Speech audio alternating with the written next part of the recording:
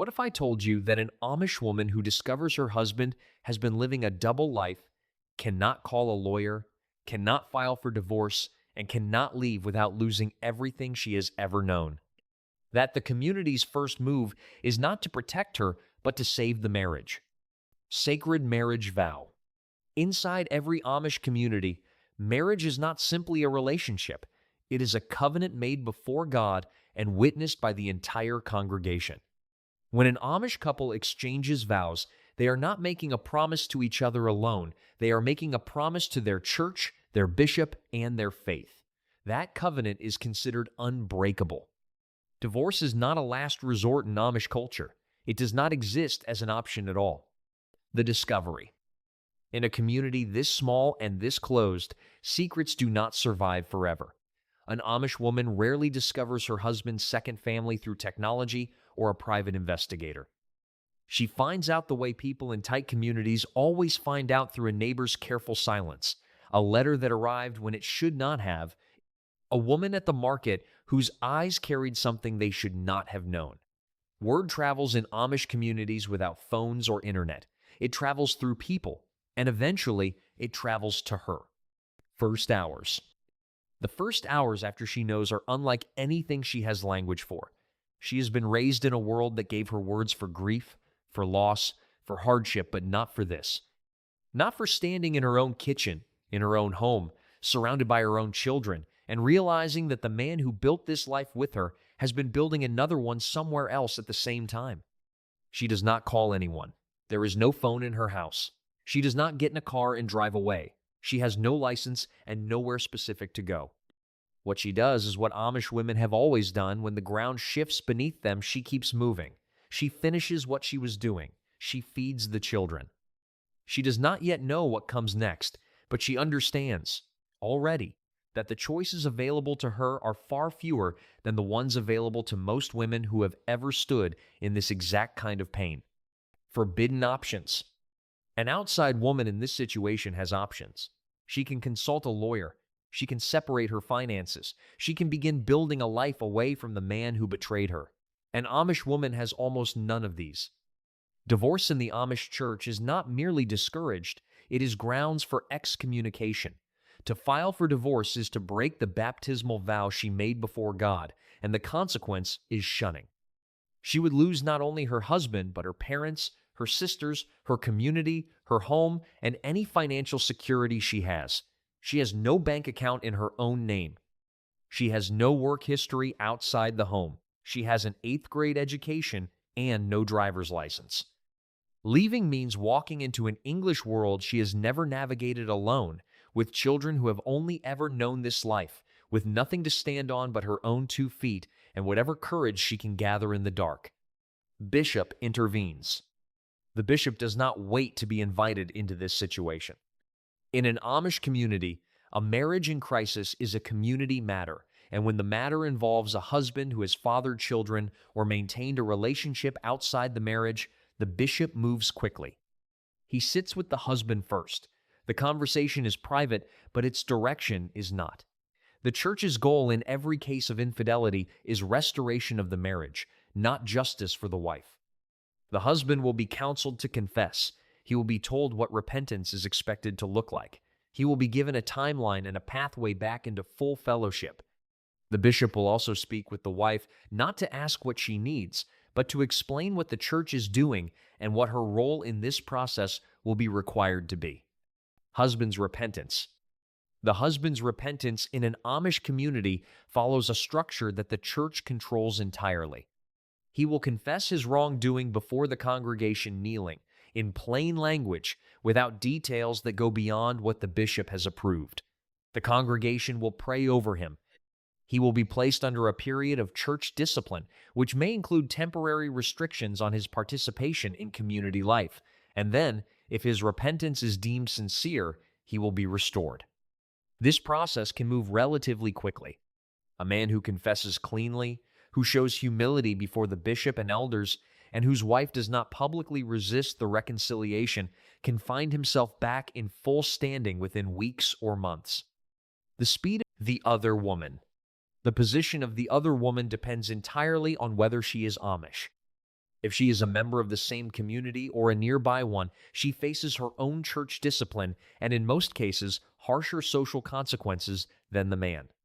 The community's tendency is to view the woman as the greater transgressor, the one who disrupted an existing family, even when the man pursued the relationship entirely of his own choosing. She may be formally shunned. She will not be quietly restored. If she has had a child by this man, that child carries her last name. The man is not expected to maintain a relationship with the child. The other woman raises that child alone, within a community that knows exactly what happened and will not easily forget it. She carries the public weight of a situation that two people created, while the man moves toward restoration on a timeline the church manages for him. Children divided.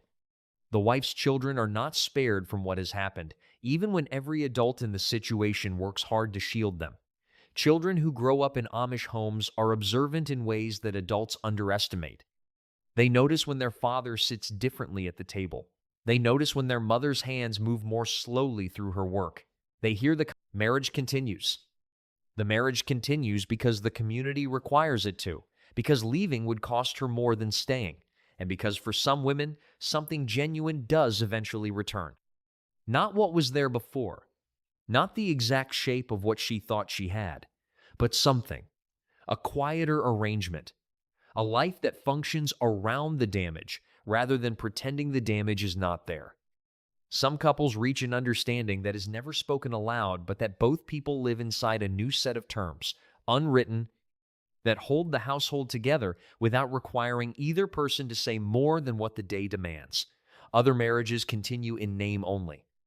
The husband and wife occupy the same house, raise the same children, attend the same church. But the distance between them is permanent, and both of them know it, and the community either does not notice or chooses not to. What rarely gets said is how long this continuation actually lasts. Not weeks or months of adjustment, but decades. She will grow old beside this man. She will nurse him if he falls ill. She will sit in the front row at his funeral and receive the community's condolences as his widow. The entire architecture of her remaining years is built around a marriage that was broken in a way the community acknowledged briefly and then moved past. She does not get to move past it on the same timeline. She simply learns, over years, where inside herself she keeps the part of this story that she never got to finish. What she keeps. There is a version of this woman that the community never fully sees. The version that exists in the early morning, before the house wakes, when she stands at the kitchen window and holds the full weight of what her life became, not with bitterness exactly, but with a kind of clear-eyed knowing that has nowhere to go. She knows things now that she did not know before. She knows that a man can sit across from her at every meal for 20 years and still be living somewhere else inside himself. She knows that the community she trusted to protect her protected the structure she lived in instead. She knows that forgiveness, real forgiveness, is something she had to build entirely alone without a single person asking her how it was going or whether she had actually arrived at it or was simply performing it well enough that no one pressed further. She keeps all of this in a place that has no name in her community's language. Not grief exactly, not bitterness, something quieter and more permanent than either. The knowledge of what she survived and what it cost, and the fact that she is still here, still standing, still moving through her days, and that nobody around her will ever fully understand what that actually required of her. Heartbreak outlasted. The Amish community is built on the belief that structures larger than the individual faith, family, church, community must be protected even when protecting them costs the individual something real. That belief has kept Amish communities intact for centuries. It has produced a way of life that has outlasted almost every outside force that has tried to change it. But it asks something of women that it does not always ask of men. It asks them to absorb betrayal quietly, to forgive on a schedule, to remain in marriages that the church decides are worth preserving, regardless of what the woman inside that marriage has decided about it herself. It asks them to trust that the community's judgment about their own lives is more reliable than their own. Some women do this. Some find a peace inside it that outsiders would not predict. They find their way back to something that resembles a life built carefully from what remains after the worst thing happened. Others carry it forward in silence for the rest of their years, in the same house, at the same table, in the same pew on Sunday morning, present in every way that the community can measure, somewhere else entirely in every way that it cannot. That is what happens when an Amish woman discovers her husband has a second family. Not a clean ending, not justice in any form most people would recognize. Just the long, quiet work of continuing in a community that was never designed to ask whether continuing was the right thing to ask of her.